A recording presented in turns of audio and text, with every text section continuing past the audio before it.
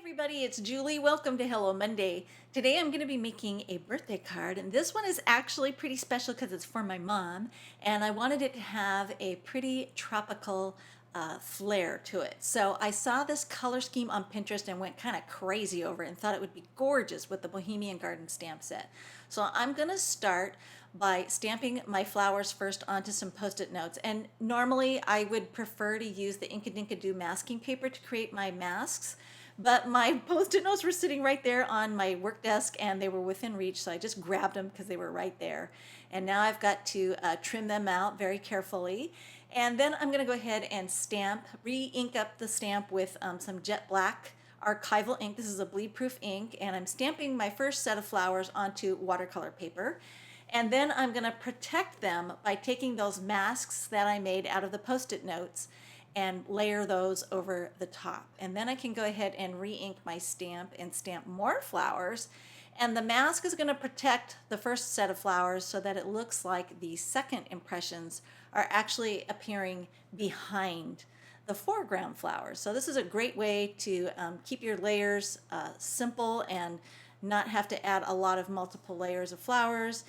You could die cut flowers and layer them over the top, but I just was going for a single layer effect, so the masking works really well for this. So I had to wipe the ink off my hand. I got some on my hand. I didn't want to smudge this because this is for my mama, right?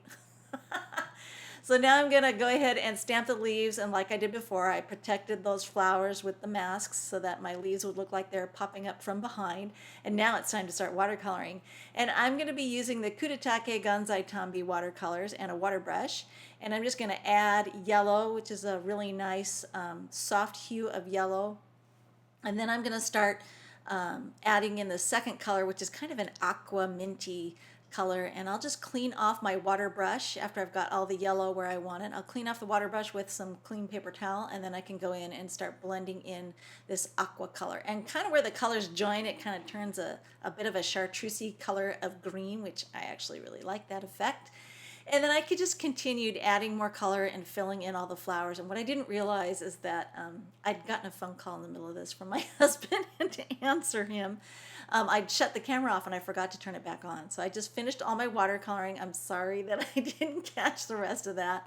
But basically all I did was just use colors that worked really well together with this scheme. And then I'm going to go ahead and add some spatter. After everything was dry, I put the watercolor panel down onto a paper plate so it could catch the overspray, and then I took two colors that I thought would work really well and just loaded the color onto the acrylic block and then flicked it right off the edge of the block onto my project to create that spatter. And then I did have to let it dry, or you can use your heat gun to heat set the spatters.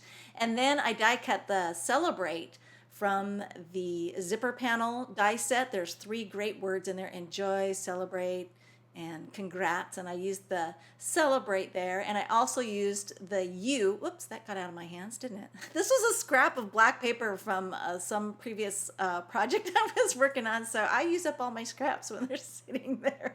Like I said, whatever's within reach. And then I die cut the U from silver glittery paper that has adhesive on the back by Cosmo Cricket.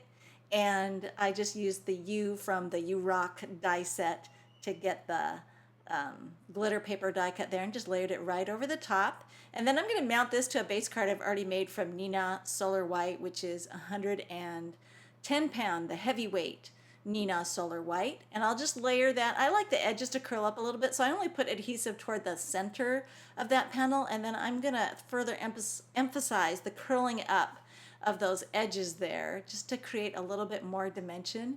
And then for some added bling, a little bit more sparkle to go with the glittery U that's on there, I took some silver stickles and just made some little blobs there. I really love this effect lately, and I just can't seem to get enough stickles glitter glue for doing this kind of effect on my cards. So I like this just as much as putting sequins. So whatever works for you is going to work on this, and I hope my mom likes her birthday card. More still shots are available at the Classroom blog, and all the supplies are available at ellenhutson.com. Thanks for watching.